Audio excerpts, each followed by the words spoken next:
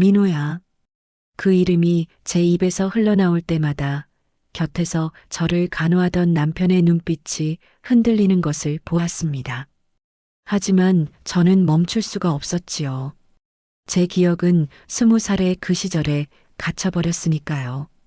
매일같이 첫사랑의 이름을 부르고 그가 저를 사랑한다고 속삭이는 척하는 남편에게 저는 말했습니다. 민호야, 너를 정말 사랑해.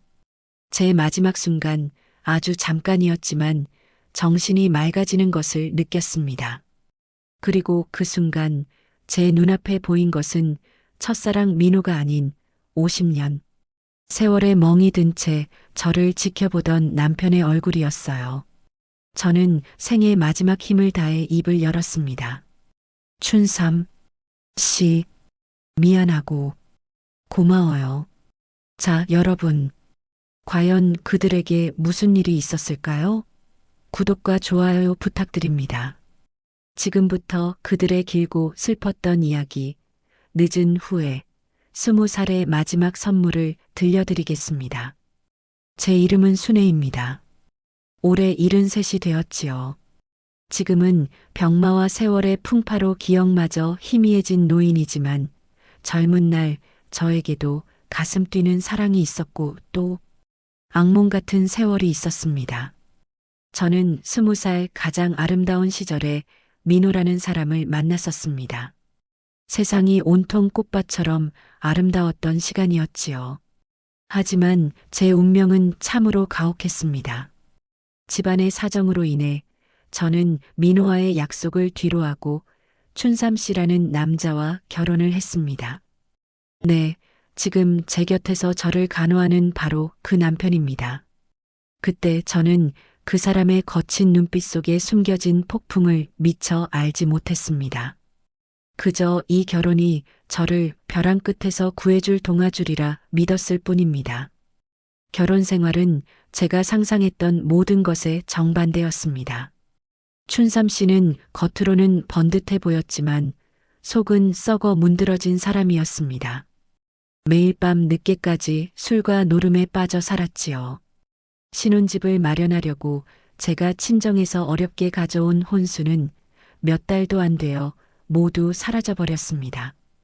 그 사람이 도박빚으로 홀랑 날려버린 것입니다. 그때부터 제 삶은 지옥과 같았습니다. 생활비를 받아본 적이 없었을 뿐더러 오히려 그 사람의 빚쟁이들이 매일같이 집으로 들이닥쳤습니다. 가장 견디기 힘들었던 것은 그 사람의 끝없는 폭력이었습니다. 술에 취해 들어오는 날이면 저는 벽 한쪽에 몸을 웅크리고 숨 쉬는 것조차 조심해야 했습니다. 한 번은 제가 힘들게 번 돈으로 차려놓은 따뜻한 저녁 밥상을 보고 그 사람이 대뜸 소리를 지르더군요. 내까짓 게 뭔데 밥을 차려. 그러더니 펄펄 끓는 된장찌개를 그대로 밥상에 엎어버렸습니다. 온 방에 지독한 된장 냄새와 뜨거운 김이 가득했습니다. 저는 그 자리에서 꼼짝도 할 수 없었지요. 그 충격적인 광경은 30년이 지난 지금도 제 뇌리에 깊숙이 박혀 저를 괴롭힙니다. 네, 저희 시니어 청취자분들이 들으시기에도 아마 헉소리가 나올 만한 그런 막장 인생의 시작이었습니다. 하지만 저는 쓰러질 수 없었습니다. 제게는 핏덩이 같은 두 자식이 있었으니까요. 그 아이들만큼은 이 지옥 같은 삶에서 벗어나게 해주고 싶었습니다. 그래서 저는 반찬 가게를 시작했습니다. 작은 상 하나 펴놓고 동네 어귀에서 매일 아침부터 밤까지 김치를 담그고 나물을 무쳤습니다. 이 독한 삶 속에서도 저는 제 두 아이의 얼굴에서 살 희망을 찾았습니다. 춘삼 씨는 제가 밖에서 그렇게 고생을 하는 동안에도 변하지 않았습니다. 오히려 대놓고 외도를 일삼았고 가정에 대한 책임감이라고는 눈곱만큼도 없었습니다. 저는 그 사람에게 따지거나 울부짖는 대신 그저 침묵하는 것을 선택했습니다. 말해봤자 돌아오는 것은 폭언과 폭행뿐이라는 것을 너무나 잘 알았기 때문입니다. 그 사람은 저에게 인간 이하의 취급을 했습니다. 아마 그때 제 심장은 이미 닳아 없어졌을지도 모르겠습니다. 그렇게 30년 세월이 흘러갔습니다. 고통과 절망 속에서 피어올린 작은 불빛, 바로 제 아이들의 성장이었습니다. 제 삶을 지탱해준 유일한 희망이었지요. 그런데 여러분, 이 지독한 세월 끝에 저는 제 모든 것을 잊게 만드는 치매라는 병을 얻게 되었습니다. 제 기억이 멈춘 그 자리에 저는 다시 20살 가장 아름다웠던 그때로 돌아갔습니다. 긴 세월, 저는 춘삼 씨를 미워하는 감정조차 사치라고 생각하며 살았습니다. 미움은 관심에서 비롯되는 것이라고 배웠는데 저는 그 사람에게 아무런 감정도 느끼고 싶지 않았으니까요. 그저 제 아이들이 잘 자라주는 것, 그것만이 제 유일한 소망이었습니다. 다행히도 하늘은 저를 버리지 않으셨습니다. 제가 밤낮 없이 반찬 가게에서 고생하는 모습을 보며 자란 제 아들과 딸은 둘 다 너무나 바르게 성장했습니다. 동네에서는 저희 집 아이들을 기적이라고 불렀을 정도입니다. 딸은 번듯한 직장에 들어가 능력 있는 여성으로 자리매김했고 아들 또한 어려운 환경 속에서도 꿋꿋하게 공부하여 좋은 대학을 졸업하고 사회에 첫 발을 내디뎠습니다. 제 삶의 유일한 보상이자 제가 지옥 같은 세월을 견뎌낸 이유였습니다. 아이들이 어엿한 성인이 되어 저희 부부의 삶에는 미묘한 변화가 찾아왔습니다. 바로 춘삼 씨의 변화였습니다. 그 사람은 60대가 되어서야 자신의 비루하고 막장 같았던 젊은 시절을 되돌아보기 시작했습니다. 어느 날 아들이 다니는 회사 근처에서 아들을 우연히 마주친 모양이었습니다. 아들이 동료들 앞에서 얼마나 당당하고 멋진 청년으로 인정받고 있는지 또 제가 얼마나 고생해서 아들을 키워냈는지에 대해 들었나 봅니다. 춘삼 씨는 그때까지도 가정을 등한시하며 살았지만 자식들의 성취 앞에서는 숨길 수 없는 부끄러움을 느꼈다고 하더군요. 저에게는 단 한 번도 따뜻한 말을 해준 적 없던 그 사람이 술에 취해 들어와서 울먹거리며 저에게 이야기했습니다. 순애야, 네가 정말 대단하다. 네가 어떻게 저 아이들을 나 같은 놈 밑에서 그렇게 키워냈느냐. 저는 그 사람의 눈에서 흐르는 눈물을 보면서도 마음이 조금도 흔들리지 않았습니다. 이미 제 마음은 수십 년 전에 굳어버렸으니까요. 그 후에는 오직 그 사람 자신의 몫이라고 생각했습니다. 그때부터 춘삼 씨는 달라지기 시작했습니다. 술과 노름을 끊고 밤늦게까지 반찬 가게 일을 돕겠다고 나섰습니다. 저는 필요 없다고 매몰차게 거절했지만 그는 묵묵히 제 옆에서 김치를 나르고 무거운 짐을 옮겼습니다. 30년 동안 외면했던 자신의 삶을 반성하고 이제야 진정한 어른이 되려고 발버둥 치는 것 같았습니다. 자식들에게 부끄럽지 않은 아버지, 그리고 저에게도 늦었지만 남편이 되고 싶었던 모양입니다. 하지만 시간이 너무 많이 흘렀습니다. 그의 뒤늦은 후회와 헌신은 저에게는 아무런 의미가 없었습니다. 고통은 이미 제 삶의 일부가 되어버렸으니까요. 저는 그 사람에게서 아무것도 기대하지 않았습니다. 그저 조용히 남은 생을 아이들 생각하며 보내고 싶었습니다. 그런데 운명은 참으로 잔인하지요. 춘삼 씨가 뒤늦게나마 저에게 잘해주려 애쓰기 시작할 무렵 저는 작은 실수들을 반복하기 시작했습니다. 반찬 가게에서 주문을 잊어버리거나 길을 헤매는 일이 잦아졌지요. 처음에는 단순한 건망증이라고 생각했습니다. 하지만 병원에서 내려진 진단은 저를 절망으로 몰아넣었습니다. 치매입니다. 진행 속도가 빠릅니다. 저는 그 말을 듣는 순간 제 머릿속이 새하얗게 변하는 것을 느꼈습니다.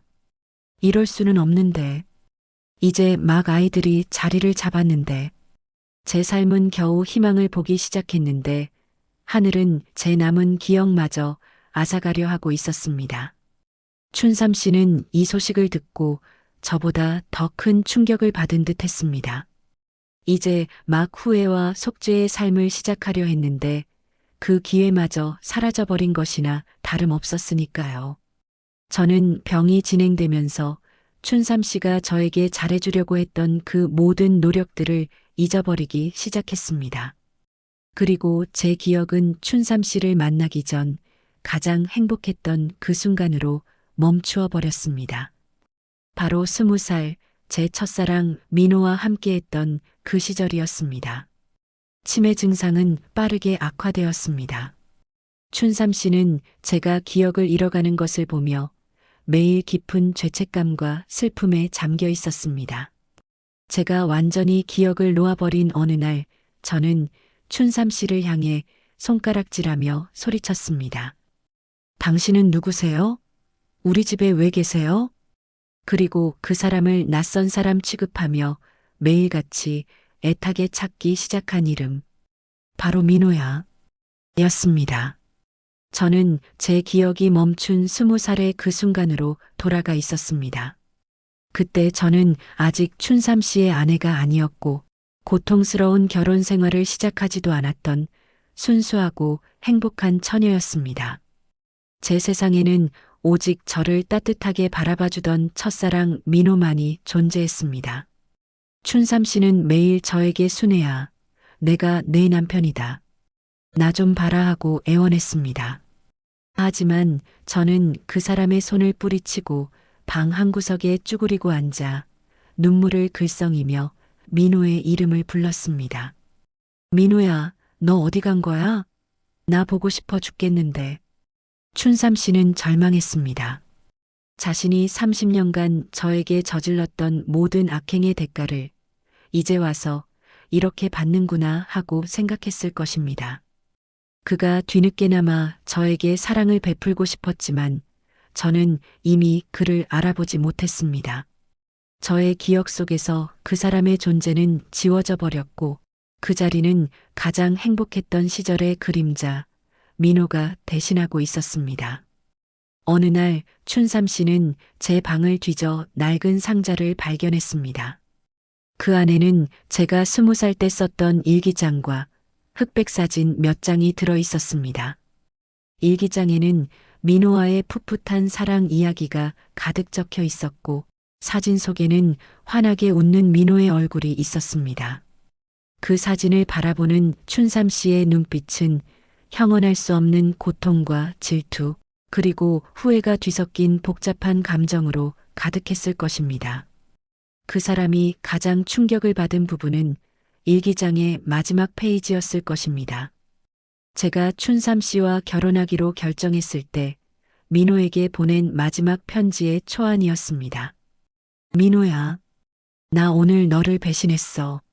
나는 결국 너와 함께할 수 없나 봐. 내 마음은 너를 향해 있는데 미안해.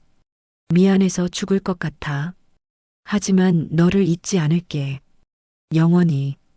춘삼 씨는 그 글을 읽고 무너졌을 것입니다. 자신이 30년 동안 고통을 주었던 아내의 마음속에 평생 다른 남자가 가장 깊숙이 자리하고 있었다는 사실을 알게 되었으니까요.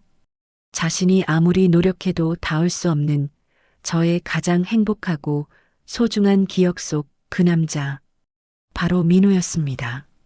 하지만 그 절망 속에서 춘삼 씨는 아주 기이한 결심을 합니다. 그날 밤 제가 또다시 민호야, 왜 나를 두고 갔어? 하고 울부짖자 춘삼 씨는 조심스럽게 제 곁에 다가와서 낮은 목소리로 속삭였습니다. 순애야, 내가 왔어. 저는 그 목소리에 고개를 들었습니다. 눈앞의 사람은 분명 춘삼 씨였지만 제 기억이 왜곡된 탓인지 저는 그 사람에게서 민호의 모습을 보았습니다. 춘삼 씨는 고통스러운 얼굴로 저를 바라보며 말했습니다. 내가 널 두고 간 게 아니야. 잠시 일이 있어서 멀리 갔었어. 이제 다시는 너를 떠나지 않을게. 순애야, 미안해. 그 사람의 입에서 미안해라는 말이 흘러나오는 순간 저는 울음을 터뜨렸습니다. 그 미안하다는 한마디가 제 20살의 아픔을 위로해주는 듯 했습니다. 비록 그 사람이 진짜 민호는 아니었지만 저는 그 순간만큼은 제 기억 속 민호가 저에게 돌아왔다고 믿었습니다. 춘삼 씨는 제가 애타게 찾던 그 민호가 되어주기로 결심했습니다. 제 일기장과 사진첩을 달달 외우고 민호와의 추억에 대해 저에게 매일 질문했습니다. 순애야, 우리가 그때 처음 만난 곳이 어디였지? 너 그때 나한테 무슨 노래 불러달라고 했니? 그 사람은 제 기억 속 20살의 이야기를 하나하나 캐물으며 제 세상 속에 완벽하게 들어오려 했습니다. 가장 먼저 바꾼 것은 외모였습니다. 춘삼 씨는 60대가 되었지만 그래도 제 기억 속 20대 민호와 조금이라도 비슷해 보이기 위해 노력했습니다. 깔끔하게 면도를 하고 젊은 시절 민호가 즐겨 입던 스타일의 옷을 찾아 입었습니다. 그 모습은 왠지 모를 슬픔을 담고 있었습니다. 폭력적이고 무책임했던 남편이 이제 와서 첫사랑의 모습으로 저를 대하는 이 기이한 상황. 저는 비록 치매로 그 사람을 알아보지 못했지만 아마 제 영혼은 이 상황을 조금은 감지하고 있었을지도 모르겠습니다. 춘삼 씨의 헌신은 눈물겨웠습니다. 그는 제가 원하는 모든 것을 해주었습니다. 제가 민호야, 우리 같이 벚꽃 구경 가기로 했잖아 하고 말하면 춘삼 씨는 저를 휠체어에 태우고 병원 근처의 공원으로 데려가 벚꽃이 아닌 꽃나무라도 보여주며 응, 순애야. 우리가 그때 약속했던 대로야. 참 예쁘지? 하고 다정하게 속삭였습니다. 그의 목소리는 이제 예전에 거칠고 무서웠던 춘삼 씨의 목소리가 아니었습니다. 제가 민호에게서 들었던 부드럽고 다정한 말투였습니다. 그 사람은 저에게 매일같이 사랑을 속삭였습니다. 순애야, 내가 너를 얼마나 사랑하는지 알지? 우리가 꼭 결혼해서 행복하게 살자. 그 말을 들을 때마다 저는 너무나 행복해서 눈물을 흘렸습니다. 제 평생 춘삼 씨에게서는 단 한 번도 들어보지 못한 따뜻하고 아름다운 사랑의 고백이었습니다. 비록 제 곁에 있는 사람이 진짜 민호가 아닐지라도 저는 제 기억 속 가장 행복했던 순간을 되찾은 것 같았습니다. 이 모든 상황을 지켜보는 것은 저희의 아들과 딸이었습니다. 처음에는 자식들도 충격을 금치 못했습니다. 아버지가 어머니의 첫사랑 행세를 하다니 얼마나 기이하고 슬픈 일입니까? 아들은 눈물을 글썽이며 아버지에게 말했습니다. 아버지, 이건 너무하지 않으세요? 평생을 고생하신 어머니에게 왜 마지막까지 다른 남자의 이름을 듣게 하십니까? 하지만 춘삼 씨는 묵묵히 아들의 손을 잡고 대답했습니다. 아들아, 내가 엄마에게 30년간 해준 것이 무엇이 있니? 고통과 눈물뿐이었다. 하지만 엄마는 지금 민호의 목소리를 들을 때 가장 행복해 하신다.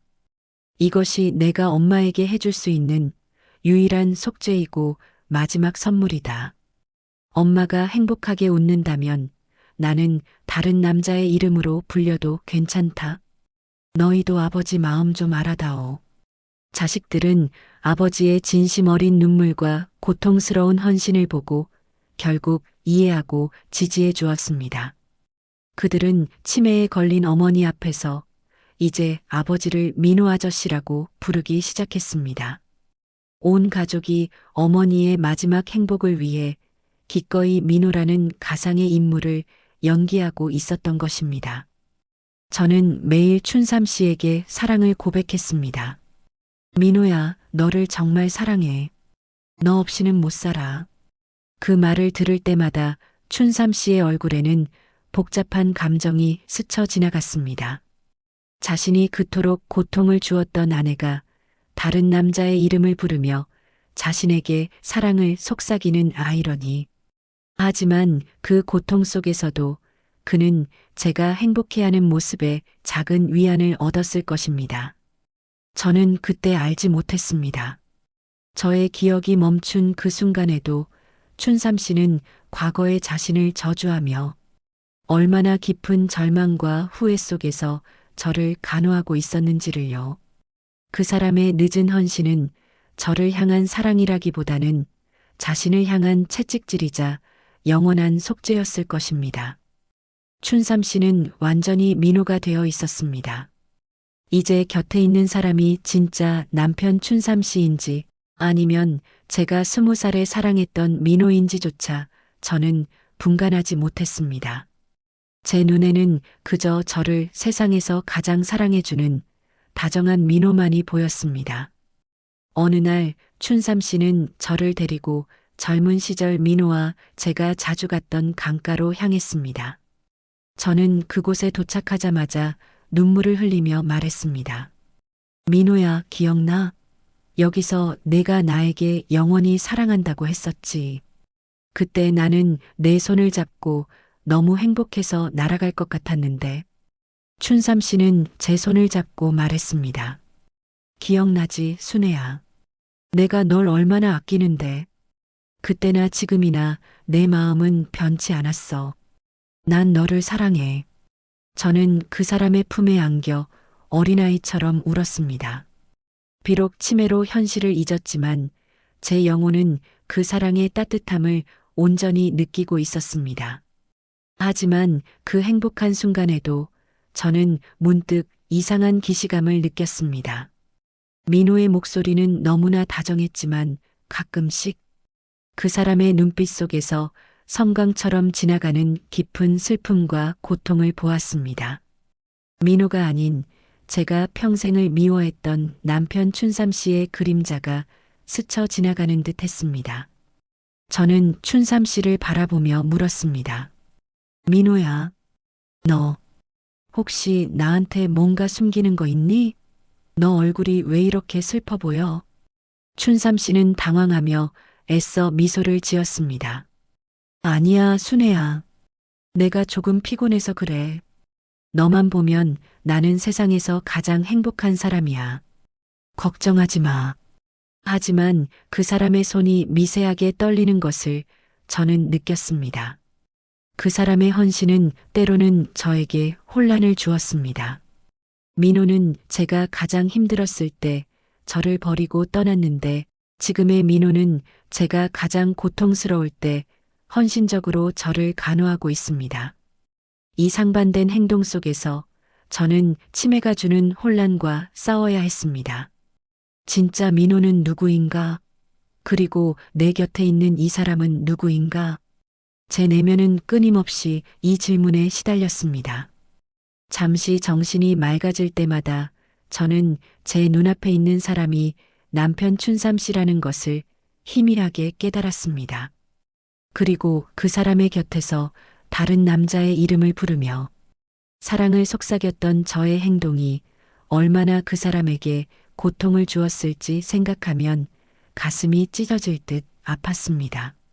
하지만 치매는 저에게 선택권을 주지 않았습니다.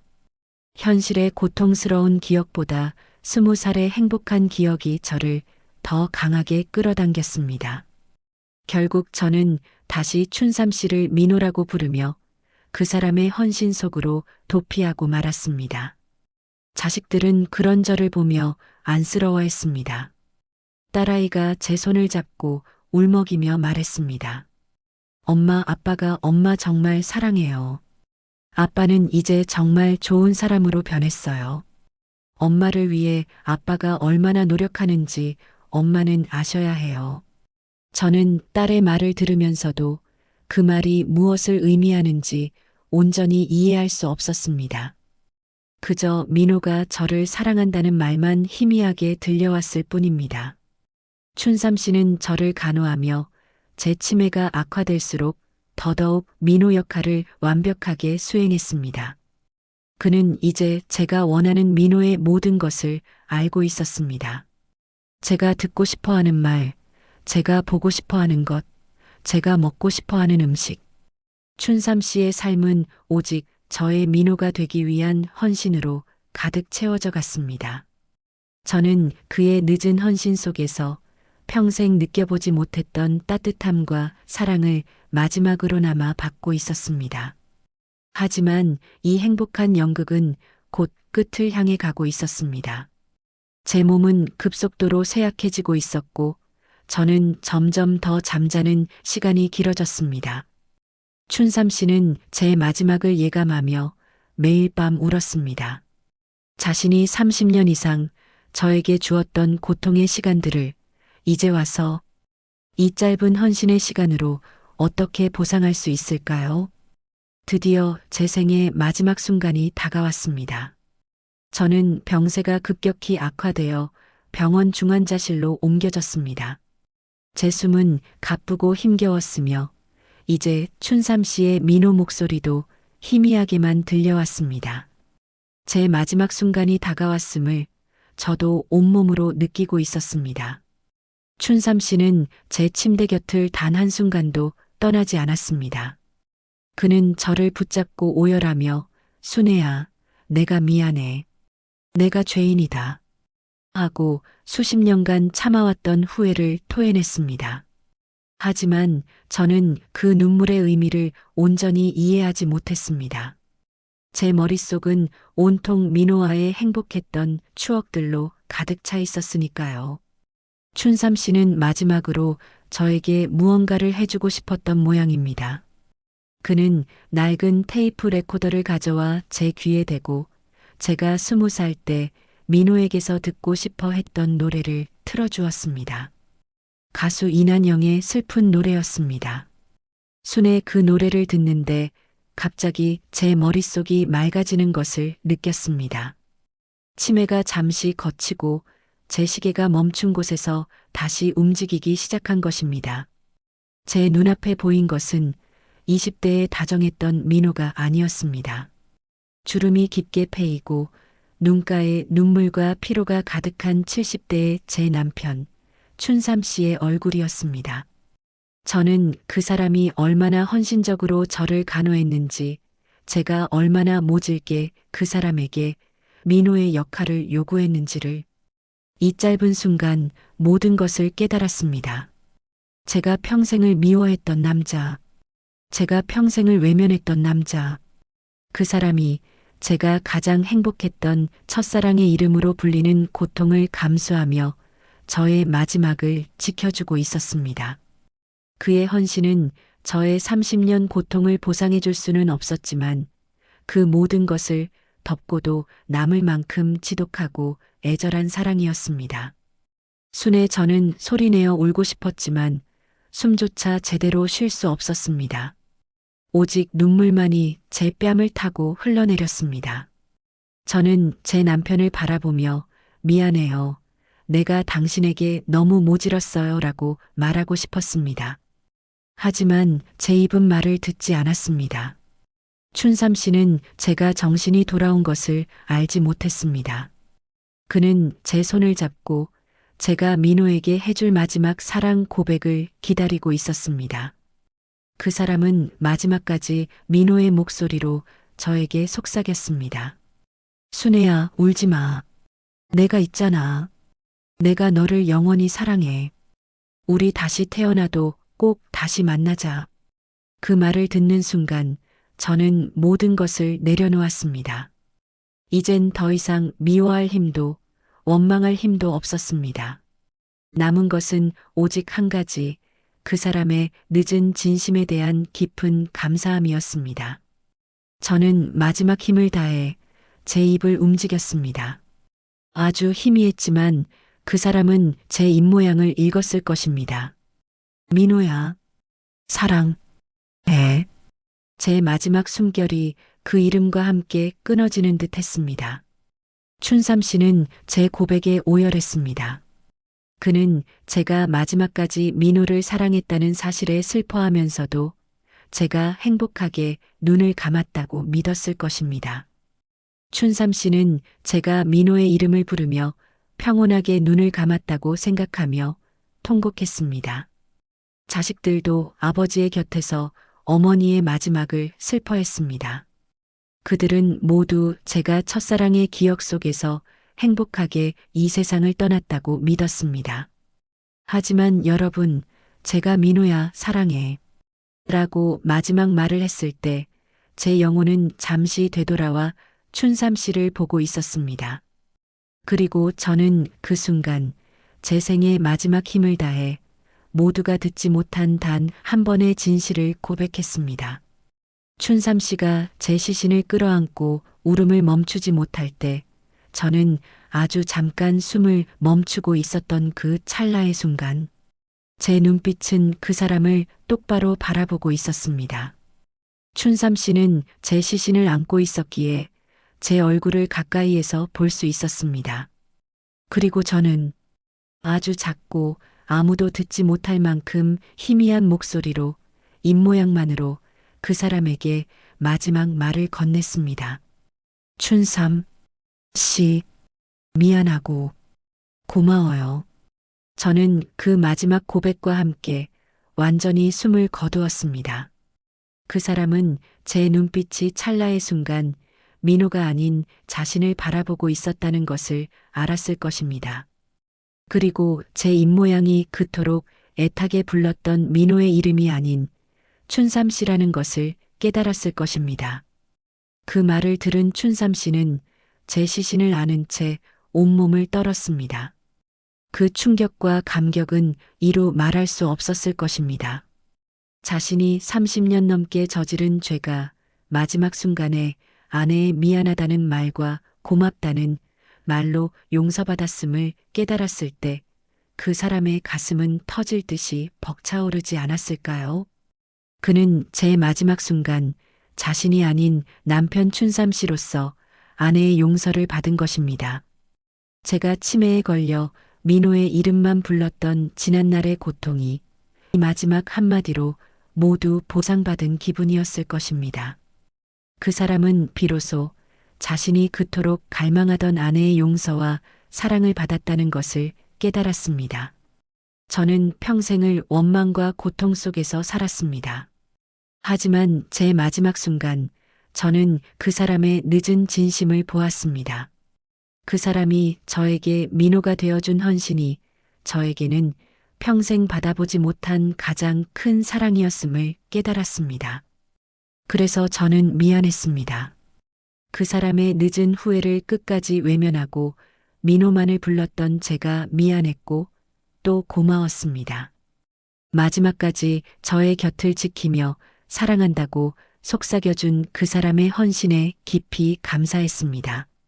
자식들은 어머니의 죽음에 슬퍼했지만 춘삼 씨는 조금 달랐습니다. 그의 눈물은 슬픔만 담고 있지 않았습니다. 거기에는 회한, 감격, 그리고 아내의 마지막 용서를 받은 깊은 안도감이 함께 섞여 있었습니다. 그는 이제 더 이상 죄인이 아니었습니다. 비록 늦었지만 아내의 마지막 사랑을 받은 한 남편으로 저는 이제 그 사람을 보내주었습니다. 제가 떠난 후 춘삼 씨의 삶은 완전히 달라졌습니다. 그는 더 이상 과거의 거친 남편이 아니었습니다. 이제 그는 제가 마지막 순간에 준 미안함과 고마움이라는 선물을 가슴에 품고 진정한 어른으로서의 삶을 살아가고 있습니다. 장례식이 끝난 후 춘삼 씨는 저와 함께 했던 작은 반찬 가게를 정리했습니다. 그는 이제 제가 평생을 헌신했던 그 공간에서 저와의 추억을 곱씹으며 여생을 보내고 싶어 했습니다. 가게 한쪽 벽에는 제가 20살 때 민호와 찍었던 흑백 사진이 여전히 걸려 있었습니다. 그리고 그 사진 옆에는 춘삼 씨와 제가 결혼하고 얼마 되지 않아 찍은 서먹서먹한 표정의 결혼 사진도 나란히 걸려 있습니다. 춘삼 씨는 매일 아침 그 두 장의 사진 앞에서 저에게 말을 걸었습니다. 순애야, 오늘은 날이 참 맑다. 내가 좋아하던 반찬 좀 만들어 봤는데 맛 좀 봐라. 그의 목소리에는 이제 후회와 슬픔 대신 잔잔한 그리움과 깊은 깨달음이 묻어 있었습니다. 그는 자식들에게도 달라졌습니다. 과거에는 폭언과 무관심만 주었던 그 사람이 이제는 자식들에게 따뜻한 아버지로서의 역할을 하고 있습니다. 자식들 또한 어머니를 향한 아버지의 늦은 헌신과 마지막 순간의 반전 진심을 알기에 그를 진심으로 존경하고 따르고 있습니다. 저희 가족은 비록 제가 떠났지만 비로소 진정한 의미의 가족이 된 것입니다. 어느 날 춘삼 씨는 저의 일기장과 민호의 사진을 조용히 태워버렸습니다. 이제 더 이상 민호는 필요하지 않았으니까요. 제가 마지막 순간에 그 사람을 춘삼 씨라고 불렀던 진실만으로도 그는 평생을 살아갈 힘을 얻은 것입니다. 그는 이제 과거의 모든 것을 불태우고 저에게 용서받은 남편으로 다시 태어났습니다. 제 삶은 비록 고통으로 가득했지만 마지막 순간에는 춘삼 씨의 늦은 사랑과 헌신으로 따뜻하게 마무리되었습니다. 그리고 저는 그 사람에게 미안하고 고맙다는 마지막 선물을 남기고 왔습니다. 춘삼 씨는 이제 그 선물을 안고 남은 여생을 저를 그리워하며 또 저에게 빚진 삶을 속죄하며 살아가겠지요. 우리 인생은 참 알다가도 모를 일입니다. 제가 평생을 미워했던 사람이 제 마지막 순간에는 저의 가장 소중한 첫사랑이 되어 저를 지켜주었습니다. 그리고 저는 그 사람의 지극한 헌신을 보고 마지막에 그를 용서하고 떠날 수 있었습니다. 춘삼 씨의 늦은 후회와 헌신은 저의 고통스러운 세월을 보상해주고도 남을 만큼 값진 것이었습니다. 청취자 여러분, 우리 시니어들의 삶은 이렇게 길고 복잡합니다. 하지만 결국 그 모든 세월의 끝에는 사랑과 용서만이 남는다는 것을 저는 깨달았습니다. 이 이야기가 여러분의 삶에도 잔잔한 위로와 깊은 깨달음이 되었기를 바랍니다. 저는 이제 평온합니다. 안녕히 계십시오. 다음 시간에는 더욱 흥미진진하고 가슴 뭉클한 이야기로 여러분을 찾아뵙겠습니다. 구독과 좋아요, 알림 설정으로 다음 이야기도 놓치지 마세요. 감사합니다.